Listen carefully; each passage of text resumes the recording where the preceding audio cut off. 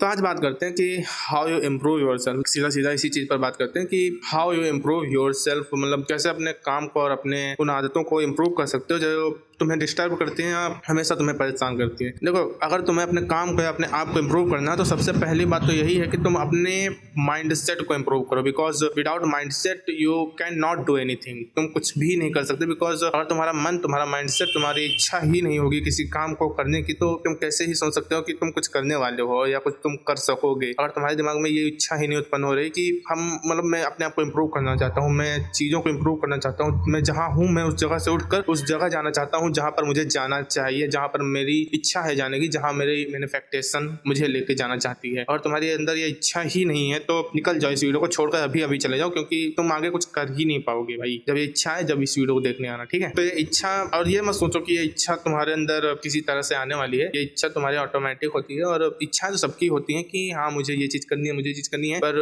असल में जब इच्छा के प्रति जोश आता है, इच्छा के प्रति काम करने का मन करता है, उस जगह पर हम सीरियस होते हैं और काम करते हैं। लाइक एनीवन की जिसकी इच्छा है कुछ करने की, बहाने नहीं मार रहा, वो सोच रहा है, वो उस चीज के प्रति चिंतन कर रहा है कि हाँ आखिरकार कैसे इस चीज को आगे बढ़ाया जा सकता है। अब उसके चिंतन को उठाकर एक्शन में लेना है, बस यही चीज है। और इस वीडियो से आप उस चीज को एक्शन में ले सकते हैं। सिर्फ सोच रहा है और दूसरों को देख के जल रहा है और कुछ करने की इच्छा नहीं उत्पन्न करा पा रहा है अपने अंदर, तो वो कुछ कर नहीं पाएगा। तो सबसे पहले जरूरी चीज है कि अपने आप को इम्प्रूव करना है और इन चीजों से बाहर निकलकर एक अच्छी जगह पर पहुंचना है। तो अपने आसपास का वातावरण चेंज करो। देखो, जिस माहौल में तुम रहोगे, जिस माहौल के लोगों के साथ रहोगे, जिस विचारों वाले लोगों के साथ तुम रहोगे, तुम्हारे विचार भी उसी तरह होंगे और तुम्हारी सोच भी उसी तरह होगी। कोशिश करो, अगर तुम आसपास के लोग जो हैं तुम्हारे जो काम है उसके प्रति अगर सपोर्ट नहीं कर पा रहे हैं या तुम्हें उस चीज के प्रति पॉजिटिवनेस नहीं दे पा रहे हैं और ऊपर से तुम्हारे दिमाग में खुराफात भर रहे हैं, तो उनसे थोड़ी दूरी बना के रखो भाई। दोस्तों के बीच में तो हमेशा यही होता है, ये तो मतलब कि मैं भी फेस करता हूँ कि दोस्तों के बीच जब भी बैठते हैं तो हंसी मजाक और फालतू की बातें ही होती हैं। तो थोड़ा कम बैठो, हर वक्त तो उन्हीं की तरफ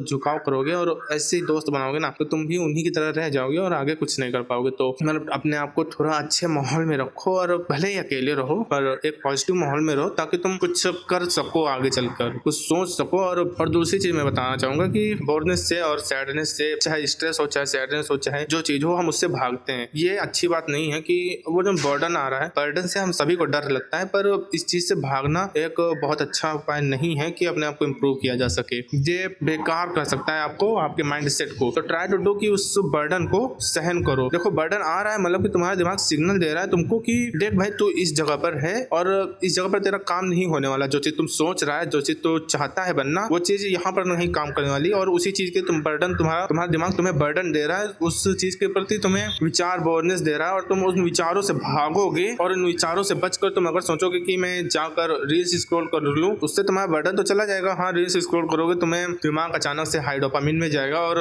तुम सभी कुछ भूल जाओगे, पर स्टिल तुम इंप्रूवमेंट नहीं कर पाओगे। अगर तुम उस बर्डन को झेलोगे नहीं ना, उस बोरनेस को, उस दुख के एहसास को अगर तुम झेलोगे नहीं ना, तो तुम कुछ आगे चलकर कर नहीं पाओगे। बिकॉज तुम्हारा दिमाग उस चीज के प्रति सोचेगा ही नहीं कि मुझे इस चीज के प्रति आगे बढ़ना है। तुम तो उस काम के प्रति तुम्हारे विचार आना शुरू हुए, उस काम के प्रति तुम्हें लगा कि हाँ मैं सही नहीं कर रहा हूँ, तो तुम तो जाकर रील्स स्क्रॉल करने लगे। और दोबारा जब ये काम होगा, जब भी तुम्हारे दिमाग में दोबारा ये विचार आएंगे कि मैं इंप्रूवमेंट नहीं कर पा रहा हूँ, तो फिर से जाकर रील्स स्क्रॉल करोगे। इंप्रूव करने के बारे में कभी नहीं सोच पाओगे। तो अगर तुम्हारे बर्डन आ रहा है, दिमाग में ये विचार आ रहे हैं कि क्या मैं इंप्रूवमेंट नहीं कर पा रहा हूँ, तो उनसे भागो ना, उनसे फेस करो और ट्राई करो कि तुम अपने काम के प्रति कुछ इंप्रूवमेंट करो और उससे वो बर्डन को हटाओ, ताकि तुम सचमुच इंप्रूवमेंट कर सको। अगर तुम उस बर्डन से बचने के लिए रील्स स्क्रॉल, चीप डोपामिन वाले सोर्स को उपयोग कर रहे हो, तो यू नॉट डूइंग एनीथिंग भाई। तो थोड़ा मुश्किल होगा तुम्हारे लिए कुछ भी कर पाना। तो बर्डन को एक बुरी चीज न समझ के एक सही चीज समझो, क्योंकि वो तुम्हें फील करा रहा है कि हाँ तुम्हें ये चीज करनी है, इस चीज के प्रति तुम्हें जाना है, और तुम्हें जो तुम इस वक्त कर रहे हो वो चीज तुम्हारे काम की नहीं है, और वो चीज तुम्हें उस लेवल की इंप्रूवमेंट नहीं दिला पाएगी। तो